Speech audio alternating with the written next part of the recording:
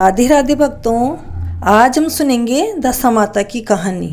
एक बार राजा नल और रानी दमयंती थी। तो एक बार राजा नल की रानी का वेश धोबन धोकर लाई तो वो बदल गया था। रानी ने सोचा, इतनी धनी कौन है जो मेरे जैसे ही कपड़े पहनती है, उसे मैं अपनी सहेली बनाऊंगी। रानी ने इस बारे में धोबन से पूछा। धोबन ने कहा, रानी जी, भील की भीलनी वैसे ही कपड़े पहनती है जैसे आप पहनती है। रानी ने उसे सहेली बना लिया। एक बार भील के कान में फोड़ा हो गया। बहुत इलाज करवाया पर ठीक नहीं हुआ। भीलनी को किसी ने बताया कि अगर सांपदा माता का डोरा कोई लेता हो तो उसे धोकर उसका पानी भील को पिला दो, भील ठीक हो जाएगा।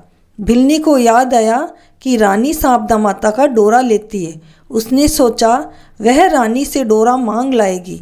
इधर होली के दूसरे दिन छारंडी को रानी ने सांपदा माता का डोरा लिया और गले में पहन लिया। राजा ने देखा तो कहने लगे, हीरे मोती के गहने के बीच ये पीला डोरा किस काम का, इसे खोल दो। उसी समय भीलनी डोरा मांगने आ गई। उसने कहा, सहेली, एक चीज़ मांगने आई हूँ। रानी ने कहा, तेरे पास तो किसी चीज़ की कमी नहीं है। ऐसी कौन सी चीज़ है जो तू मुझसे लेना चाहती है? भीलनी ने कहा, पहले वचन दे तब कहूँ। रानी ने कहा, बाचा तिरबाचा ऊबी सूकूं, धोबी के कुंड कांकरा होके पड़ूं, अगर मेरा वचन चूके तो। भीलनी ने कहा, सांपदा माता का डोरा दे दो। रानी ने कहा, ले लो, राजा जी तो अभी ही कह रहे थे हीरे मोती के गहने में ये पीला पीला डोरा क्यों पहना है। यह कहकर रानी ने भीलनी को डोरा दे दिया। अब राजा को रोज़ स्वप्न आने लगे और स्वप्न में एक स्त्री आती। वह कहती, राजा मैं जा रही हूँ, और दूसरी स्त्री आती, वो कहती, राजा मैं आ रही हूँ। अब यह सुन सुन के राजा धीरे धीरे सूखने लगा और चिंता करने लगा। यह देखकर रानी ने कहा कि आप सूख सूख के दुबले क्यों हो रहे हो? राजा ने कहा, क्या बताऊं रानी, हर रोज़ मुझे एक स्वप्न आता है। उसमें एक स्त्री श्रृंगार करी हुई आती है और कहती है कि राजा मैं जा रही हूँ, और दूसरी स्त्री आती है, वो कहती है राजा मैं आ रही हूँ। अब बताओ मैं क्या करूँ? तब रानी ने कहा कि राजा जी, उनसे ये पूछना कि आने वाली कौन है और जाने वाली कौन है। तब राजा को दूसरे दिन स्वप्न आया और राजा ने पूछा कि भाई जाने वाली कौन है, आने वाली कौन है। तब स्वप्न में उसने कहा कि जाने वाली तो लक्ष्मी हूँ और आने वाली दरिद्रता हूँ। राजा ने कहा कि तू क्यों जाना चाहती है? लक्ष्मी ने कहा, रानी ने गले से सांपदा का डोरा अपने ही हाथों से खोलकर दे दिया, इसलिए जा रही हूँ।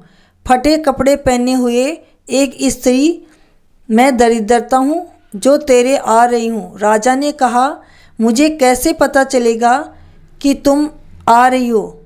उन्होंने कहा, सुबह तेरे कोट यानी नगर की दीवार का कांकरा झुक जाएगा, इससे तुम जान जाओगे कि लक्ष्मी चली गई और दरिद्रता आ गई। सुबह राजा ने रानी को स्वप्न मत सुनाया। दोनों ने देखा कोट का कांकरा झुक गया था। राजा सोने की चाबी पर मुंह धोने बैठा तो वह पत्थर की हो गई।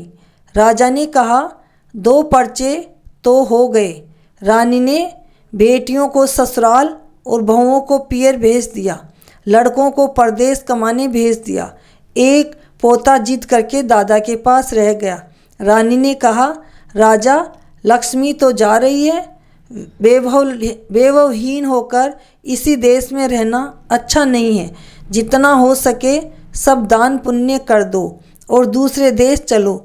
कहावत है, देश चोरी परदेश भी बराबर है। राजा ने कहा, ठीक है चलो। तभी द्वार पर एक साधु आया। राजा ने उसे भोजन करने के लिए कहा। साधु ने कहा, राजा तेरी रानी पीसे और तेरी रानी पोवे तो मैं भोजन करूँगा।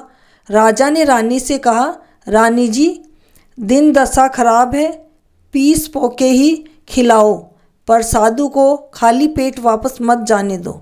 रानी पीसने के लिए कोठार में धान लेने लगी तो पूरा कोठार खाली पड़ा था। एक टोकरी में थोड़े से पुराने जौ पड़े हुए थे। रानी ने वही पीस पोकर खाना खिला दिया। खाना खाते खाते साधु बोले, जावे सांपदा आवे आपदा, जावे सांपदा आवे आपदा कहकर वहीं गायब हो गया। राजा ने यह हाल देखा तो अपनी रानी, पोते और घोड़े के साथ देश छोड़ दिया। राह में राजा को एक गुजरी मिली। राजा रानी से गुजरी से पीने की थोड़ी छाछ मांगी। गुजरी ने राजा को नहीं पहचाना। उसने अपना कुत्ता राजा के पीछे लगा दिया। राजा आगे चला। राह में एक बेर का पेड़ मिला। भूख से व्याकुल होकर राजा ने बेर तोड़ने चाहे तो वह और ऊंचा हो गया। राजा वहां से भी आगे चला। राह में उन्हें एक तालाब मिला। तालाब के किनारे बहुत से तीतर बैठे थे। राजा ने 2 तीतर मारकर रानी को दिए और कहा, रानी तुम इन्हें भूनो, मैं नहाकर आता हूँ। राजा ने घोड़ा और पोता साथ लिया और नहाने गया। वहाँ घोड़ा और पोता तालाब में डूब गए। इधर रानी ने एक मटकी की हांडी में तीतर भून लिए, लेकिन भुने हुए तीतर ही उड़ गए। राजा आया, उसने पूछा, रानी तीतर भून लिए क्या? रानी ने कहा, भुने तो थे पर मैं खा गई। राजा ने कहा, वो तो मैं भी जान गया। राजा रानी आगे चले और अपने एक खाती दोस्त के गांव जा पहुँचे। लोगों ने खाती को कहा, तेरा भाईला आया है। खाती ने पूछा, कशा हाल है? तो लोगों ने कहा, फटे भेष में है। खाती ने कहा, पुराने घर में उतार दो। वहाँ खाती के औजार पड़े थे। उन्हें दीवार पर बनी हंसनी खा गई। राजा ने यह हाल देखा तो रानी से कहा, यहाँ से चलो, अपने तो चोरी का आरोप लगने वाला है। फिर राजा अपने एक राजा दोस्त के राज्य में पहुँचा और दोस्त को खबर भिजवाई। राजा को पहरेदारों ने कहा, आपका भाईला आ रहा है। राजा ने पूछा, कशाक हाल है? पहरेदारों ने कहा, फटे वस्त्र, मेला भेष। राजा ने कहा, मेरे पुराने महल में उतार दो। पुराने महल की खूंटी पर 1.25 करोड़ का हार टंगा हुआ था। रानी नहा धोकर गई तब भूल गई थी। उसे दीवार पर बनी हुई मोरनी निगल गई। रानी ने यह देखा तो राजा से कहा, राजा जी देखो, मोरनी हार निगल गई। अपनी दशा खराब है, अपना नाम आएगा। यहाँ से चलो। चलते चलते राजा अपनी बहन के देश पहुँचा। पनिहारियों के हाथ खबर भिजवाई। उन्होंने बहन से जाकर कहा, तेरा भाई आया है। बहन ने पूछा, किस्या का हाल है? तब पनिहारियों ने कहा, फटे हाल है। बहन ने कहा, बरगद के पेड़ के नीचे उतार दो, मेरी दौरानी जिठानी हंस पड़ेगी। बहन 36 तरह के पकवान बनाकर थाल ढक्कड़ लाई। भाई ने रुमाल हटाकर देखा तो कंकर पत्थर थे। कंकर पत्थर वही गाड़ कर खड्डा खोदकर गाड़ दिया। चलते चलते राजा और रानी एक बाग में पहुँचे तो सारा बाग सूखा हुआ था। राजा रानी वहाँ बेहोश होकर गिर पड़े। इस प्रकार उन्होंने अनेक दुख उठाए। 12 वर्षों से राजा की दशा बावड़ी। अच्छे दिन आए और सारा बाग हरा हो गया। मालन जलाने को सूखी लकड़ी तोड़ने आई थी। यह देखकर बहुत खुश हो गई कि सारा बाग हरा हो गया।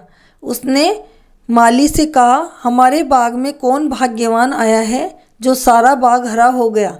बाग में बेहोश पड़े राजा और रानी को देखा तो उन्हें घर लाई, नहलाया धुलाया, खाना खिलाया और उन्हें धर्म का भाई बना लिया। राजा रानी बाग में काम करने लगे। रानी ने मालन से कहा, मैं 4 काम नहीं करूँगी, झाड़ू बर्तन नहीं करूँगी और दिया जलाने सेज बिछाने का काम भी नहीं करूँगी। होली का दूसरा दिन था। राजा पाणत कर रहा था। चरस से पानी निकालकर क्यारियों में चलाना कर रहा था तो चरस में कभी हल्दी की गांठ आती तो कभी सूत की कुकड़ी या जौ की दंगी आती। राजा उन्हें निकालकर वापस कुएं में डाल देता। रानी ने पूछा, राजा जी क्या फेंक रहे हो? राजा ने कहा, रानी कभी हल्दी आती है तो कभी कुकड़ी आती है, उन्हें ही फेंक रहा हूँ। ये तुम्हारे टकटूमन ने पहले ही बर्बाद कर दिया। रानी ने कहा, राजा जी, पहले सांवदा माता का डोरा दे दिया था, इसी से ऐसा हुआ है। अब आप बोल दो, हे सांवदा माता, तू मेरे साथ और साथ 14 पीढ़ी तक रहती होवे तो अब हल्दी कुकड़ी आना, नहीं तो मत आना। राजा ने बोल दिया, हे सांवदा माता, तू हमारे साथ और साथ 14 पीढ़ियों तक रहे तो कुकड़ी और दंगी आ जाना, नहीं तो मत आना। कुकड़ी हल्दी और जोक की दंगी फिर भी आ गई। राजा रानी ने वहीं कुएं की पाल पर बैठकर डोरा लिया और कथा सुनी। बैसाख में आखा तीज का दिन आया। दशा माता का डोरा खोलने का दिन था। पूजा के और बैये के लिए हलवा बनाना था। रानी ने मालन से कहा, बाई जी, थोड़े से गेहूँ दे दो तो पीस लूँ, हलवा बनाना है। मालन ने गेहूँ दे। रानी ने पीसने बैठी तो ढेर सारा आटा निकला। रानी ने कहा, माता तू धीरे धीरे आ, नहीं तो मालन सोचेगी मैंने चुरा लिए हैं। फिर रानी ने मालन से घी मांगा। उसने कहा, भाभी, मैंने कल ही कूपे बेचे हैं, पहले क्यों नहीं कहा, दे देती। रानी ने कहा, बाई जी, पहुँच पाँच कर जरा सा ही दे दो। मालन ने कहा, जाकर देख लो, हो तो ले लो। रानी ने जाकर देखा, सब कूपे सीधे पड़े थे, भरे हुए थे। रानी ने कहा, बाई जी, थोड़े से घी के कारण आपने झूठ बोल दिया। मालन ने कहा, कूपे तो खाली थे, भाभी तुम्हारे ही भाग्य से मिला है, ले लो। फिर रानी ने कहा, भाभी, थोड़े फूल तोड़कर बेच आऊं, बैया निकालने को पैसे चाहिए। मालन ने कहा, ले जा। रानी फूल बेचने गई तो शहर के राजा की रानी ने सोने का टक्का देकर फूल खरीद लिए। सोने के टक्के और थाली भर हलवा से बैया निकालकर मालन को दिया तो मालन बोली, भाभी, ये बैया तो राजा रानी का सा है, आप लोग कौन हैं? रानी ने कहा, हम तो विपत्ति के मारे हैं, यही जान लो बस। एक शहर में राजा की लड़की का स्वयंवर हो रहा था। राजा भी गया। राजकुमारी ने राजा नल के गले में ही माला डाल दी। सबने कहा, बाई वर भूल गई, ये मालन का नौकर है। दोबारा राजकुमारी ने फिर उसी के गले में माला डाल दी। सबने कहा, फिर बाई भूल गई, तीजा चावल भीजा, चौथा लोग पसीजा, एक बार फिर करो। इस बार राजा को उपलों में चुन दिया।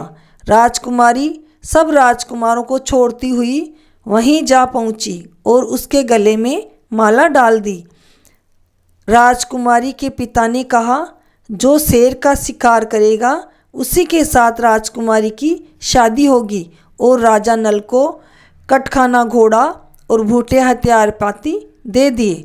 राजा नल फिर भी शेर का शिकार कर लाया और उसके खास खास अंग काटकर थैले में भरकर पेड़ पर टांग दिया। अन्य सब राजकुमार शिकार से लौट आए, कोई शेर का शिकार नहीं कर पाया। राजा ने कहा, माली के नौकर को ढूंढ कर लाओ, शायद वही शेर का शिकार करके लाया हो। नौकर बुलाने गए तो देखा राजा नल पेड़ के नीचे सो रहा है। नौकर बोले, ए माली के नौकर, चल, राजा जी ने बुलाया है। वो बोला, ऐसे नहीं जाऊंगा, राजा रानी की रील से लेने वाले तब आऊँगा। हाथी, घोड़े, पालकी, लश्कर आदर से लेने आओ और थैला उन्हें देकर कहो, यह शेर के शिकार के खोज राजा को दे देना। शादी हो गई। राजा वहीं रहने लगा। एक दिन राजा नल अपनी रानी सहित छत पर खड़ा था कि बिजलियां चमक रही थी। राजा ने कहा, चमक बिजली मेरे देश। रानी ने कहा, राजा जी, अपना भी देश है क्या? राजा नल ने कहा, तेरा बाप तो एक गांव का राजा है, मैं 7 गांव का राजा हूँ। रानी ने कहा, राजा जी, तब तो अपने गांव चलना चाहिए, अपने देश चलना चाहिए। सासरे के तो सैल भी चोखे, पियर के बोल भी खट्टे। सुबह राजकुमारी हंसती हंसती भाभियों के पास गई और कहा, भाभियों, तुम रोज़ बोल बोलती थी, पेट में से तो निकल गई पर हांडी में से नहीं निकली। आज मैं अपने घर जा रही हूँ। मेरा पति नल तो 7 गांव का राजा है। भाभीियों ने कहा, ये तो बहुत अच्छी खबर है। तुम्हारे बचपन में एक ज्योतिषी ने कहा था कि राजा नल में विपत्ति पड़ेगी, तब वो तुम्हारी लड़की से ब्याह करेगा। राह में राजा ने अपनी दुख की रानी को साथ लिया और मालन मालनी को बहुत धन दिया। उन्हें जब यह मालूम हुआ कि यह तो राजा थे जिनसे हमने नौकर का काम कराया है, तो क्षमा मांगने लगे। राजा नल ने कहा, तुमने तो हमारे दुख के दिन निकलवाए हैं। तुम हमारी धर्म बहन हो। तुम्हारे लड़के लड़की की शादी में हमें ज़रूर बुलाना, हम मायरा भरेंगे। अपनी दोनों रानियों को लेकर राजा लौट चला। राह में अपनी बहन के शहर गया। खबर भेजी, भाई आ रहा है। बहन ने पूछा, कैसे हाल है? खबरिया ने कहा, गिन्ना लागी खे। बहन कहने लगी, आओ आदर से मेरी हवेली में लाओ। राजा नल ने कहा, हम वहीं रुकेंगे जहां हम पहले रुके थे। और राजा उसी पीपल के पेड़ के नीचे रुक गए। बहन खाना बनाकर 36 प्रकार के व्यंजन से थाली भरकर ढककर लाई।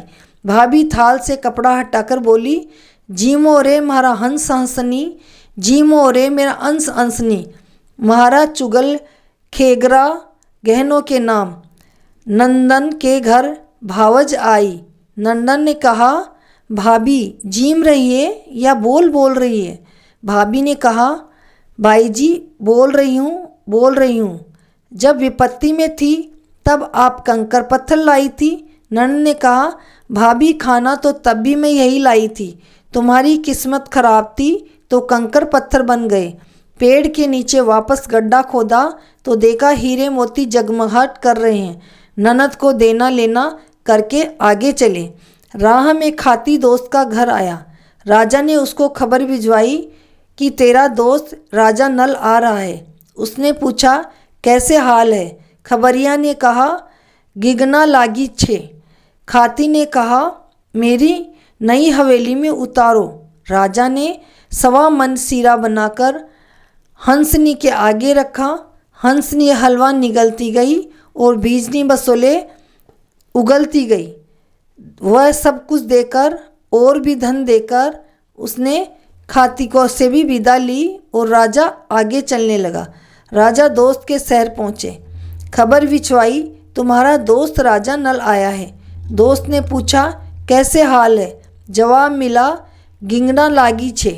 दोस्त ने कहा, मेरे नए महल में उतारो। नल राजा ने कहा, नहीं, हमें तो पुरानी हवेली में ही उतरना है। वहाँ मोरनी के आगे 1.25 मन सीरा बनाकर रखा। मोरनी हलवा तो खा गई और हार उगल दिया। चोरी का कलंक मिटाकर राजा वहाँ से भी आगे चल दिया। राह में घोड़ा और पोता भी मिल गया। तीतर आ गए, कहने लगे, मोए भखो। राजा ने कहा, तुम मोए भखो ही करते रहना। राजा नल की नगरी में कोई तुम्हें नहीं खाएगा। आगे चलते ही बोरडी झुक कर राजा के आगे आने लगी। राजा ने कहा, जा तेरे बेर खट्टे हो जाना। आगे चलते तो गुजरी दही लेकर सामने आने लगी। राजा ने कहा, गुजरी, जब तुझसे छाछ मांगी थी तब वह भी तूने नहीं दी, आज दही दे रही है। तब राजा ने कहा, मत गरबे ये गुजरी, देख मचलिया छाछ, नवलगढ़ का राजा घर घर का पनियार। हे गुजरी, तू अपनी छाछ को लेकर ही इतनी मचल रही है। हमारे जैसे नवलगढ़ का राजा ही दर दर का ठोकरे खा रहा था और दर दर का भिखारी बन गया था। इतना कहकर आगे चले और महल में पहुंच गए। महल में दीपक जल रहा था। झाड़ू बुहारी निकली हुई थी। राजा जी ने पूछा, भाई किसने दीपक जलाया और किसने झाड़ू लगाई, जिसके सगुनों से हम लौटकर आए? नायक ने कहा, मैंने झाड़ू लगाई। ब्राह्मणी की बेटी ने कहा, मैंने दीपक जलाया। राजा ने उन दोनों को लड़कियों की शादी की, शादीशुदा के मुकलावे किए, बेटियों को ससुराल से बुलाया, बहुओं को पियर से बुलाया, बेटों को परदेश से बुलाया, सब कुछ पहले से दुगना हो गया, पर कोर्ट का कांकरा तो इस बात को याद दिलाने के लिए झुका हुआ ही रहा। हे दशा माता, हे शारदा माता, उसकी जो दशा आई जैसी किसी के भी न आवे, और उसके बाद में दशा आई वैसी सब कोई की आवे। दशा माता की कहानी कहने के बाद फिर सूरज जी की कहानी भी सुननी चाहिए। इस कहानी को सुनने वाले को, कहने वाले का, हुंकारा भरने वाले के सभी को शारदा माता सुख शांति दे और उनके धन धान्य की वृद्धि करें। दशा माता का उद्यापन कैसे करें यह भी जान लो। शारदा का उद्यापन डोरा खोलने तब करना चाहिए। हर साल की तरह डोरा खोलकर कहानी सुने।